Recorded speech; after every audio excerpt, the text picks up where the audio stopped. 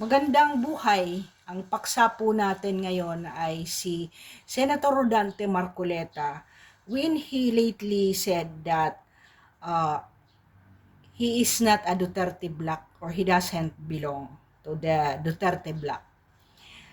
Before that, gusto kong i-state itong Christopher Hitchens quotation that the essence of the independent mind lies in not what he thinks, but in how he thinks. Ganyan po ang isang leader na may integridad, kagaya ni President Duterte. Hindi po yan mga conformist kasi alam nila ang batas ng Diyos at batas ng tao. Senator Marcoleta indeed is a member of the Iglesia ni Cristo. And because of this, kung alam nyo po, ang Iglesia ni Cristo po ay mayroong 3.3 million adherents. Meaning, membro po nila ay 3.3 million. Pangalawa po, na pinakamalaking sekta ng Christian affiliation or church dito sa Pilipinas. Pangalawa sa Catholicism. Bakit po nakakatakot ang Iglesia ni Cristo? Una, it is Bible-based and therefore the church in itself is named after Christ.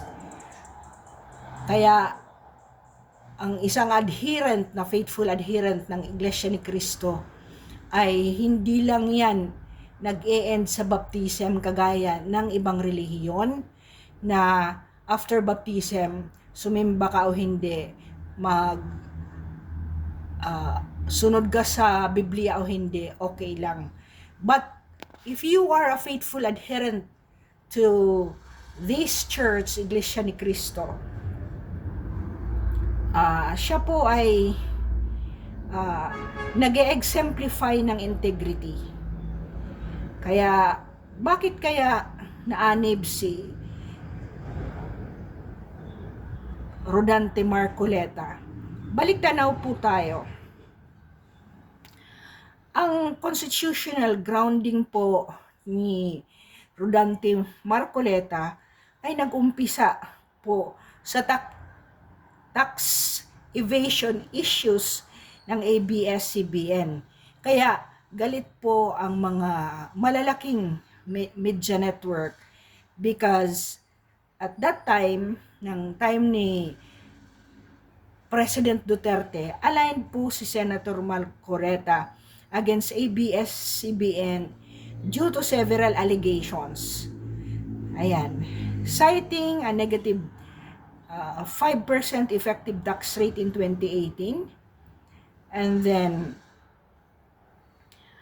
nagbayad po ng 164 million in taxes for 2018, 71.5 billion from 2016 to 2019 ang ABS-CBN.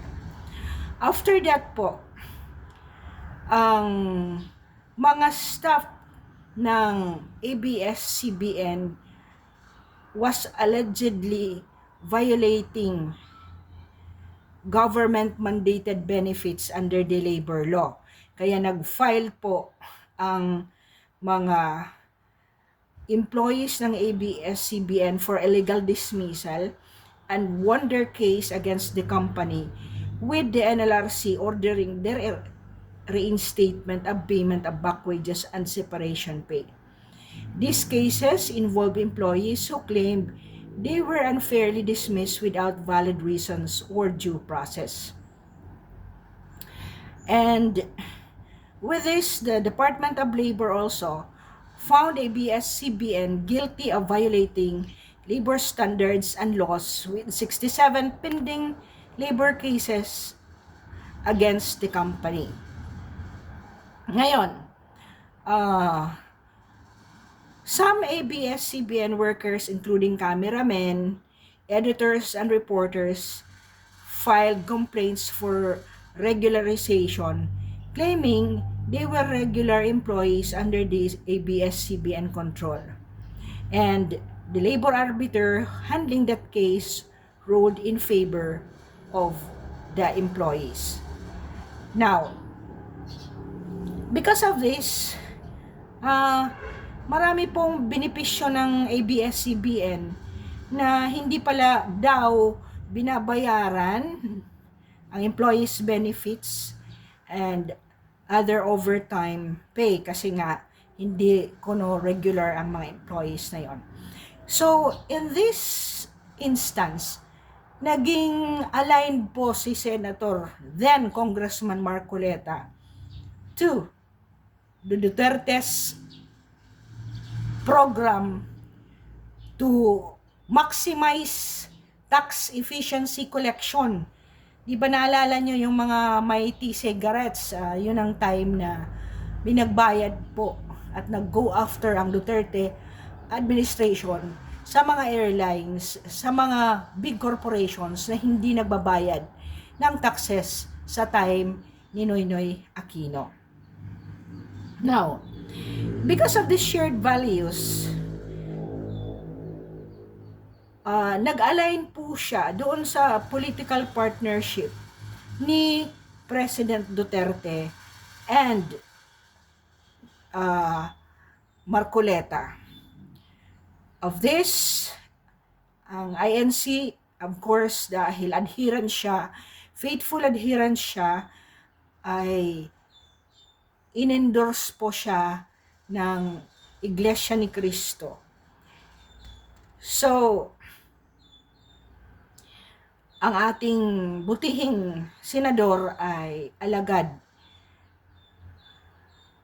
which could have been the reason to the organization's support for his senatorial bid. But you remember, during his first senatorial bid, siya ay nag-join ng unit team, pero because of the earlier advisory, parang nag-stop muna siya or ikinansilan niya ang pagtakbo as senator in 2022. Kasi alam mo, ang Iglesia ni Cristo, nararamdaman ng pangangasiwa yan kung hindi ka pahinog na tatakbo at ikasisira mo yon. So maybe there was a spiritual enlightenment na na-receive ni then Congressman Marcoleta na hindi muna siya mag-pursue for his bid. Ngayon, nung kulang po ang slate ng Duterte Bloc for the 2025 election, already in the ICC, FPRRD endorsed Marcoleta to become an adopted ally of Duterte Bloc. Kaya tama man siya when he said, no, I am not a Duterte Bloc. And therefore, because he is independent, aside from being adopted by the Duterte Bloc, meron siyang sariling partido at meron siyang sariling backing ng Iglesia ni Cristo. With over 11 years of experience in Congress, and this political strategy has made him strategic to his diversification in the Duterte Bloc's representation. Now, ano po ba ang dapat mong tingnan kung ikaw ay nangangamba na hindi na or babaliktad na si Senator Marcoleta? There is only one sure recipe kung bakit babaliktad si Senator Marcoleta, and that is kung ang any party or member or alyansa niya ay hindi aligned sa utos ng Diyos at sa kabatas ng tao. Therefore, regardless of his affiliation, uunahin po ng isang Iglesia ni Cristo ang batas ng Diyos. And parang it is just saying na pag wala kang integridad, hindi yan kahit pa kayo magkaibigan ni Senator Marcoleta, hindi yan basihan na siya ay mag-i-stay doon sa alliance na yon. Always, the essence of an independent mind lies not in what he thinks, but in how he thinks. Kaya po, naalala nyo, noong binabakbakan na si VP Sara, ang ground po niya at stand sa Quadcom is that only the Commission on Audit can examine and audit government accounts, ensuring accountability and transparency. Dahil doon sa Quadcom or sa Congress, walang kakayahan kahit ang congressman na magsabi or expertise na magsabi na ito ay hindi aligned sa accounting and auditing rules na generally accepted ng procedures universally sa pag-audit. Kaya he was the one man standing na talagang sinasabi niya, hindi ito legislative inquiry. Ito ay persecution niya. At kung meron mang dapat mag-audit, ibigay yon kasi yun ang constitutional provision na ang COA lang ang may karapatan, exclusive and original jurisdiction to audit the handling of the government funds. Kaya, because of this, na-remove siya sa committee posts, including the House Committee on Good Governance and Public Accountability, because ito po ay hindi aligned sa mga alleged pagpe-persecute ng mga Quadcom members at hindi aligned doon sa COA's jurisdiction, reflecting Marcoleta's commitment to upholding constitutional processes. Yun lang po ang masasabi ko. Hindi ako nangangamba mentras ang Duterte members or bloc are aligned sa batas. Hindi ako nangangambang iiwanan ng isang Attorney Rodante Marcoleta ang kaniyang faithfulness and commitment to observe the rule of law and the Constitution, and on top, on the law of God. Ang Iglesia ni Cristo po ay aligned po yan sa Biblia na ang sinasabi ay ang mga leaders ng gobyerno, kung ito ay aligned doon sa purpose ng Diyos, ay dapat suportahan. Kaya, given the benefit of the doubt that Marcos Jr.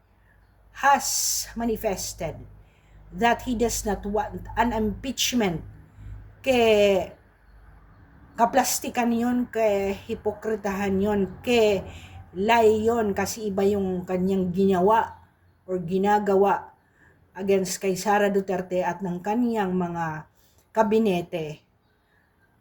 Ang isang Marcoleta would still talk with the president, and if he can, at pag hindi maganda, siya ay magsasabi sa presidente na Mr. President, maybe ito ang dapat nating gawin.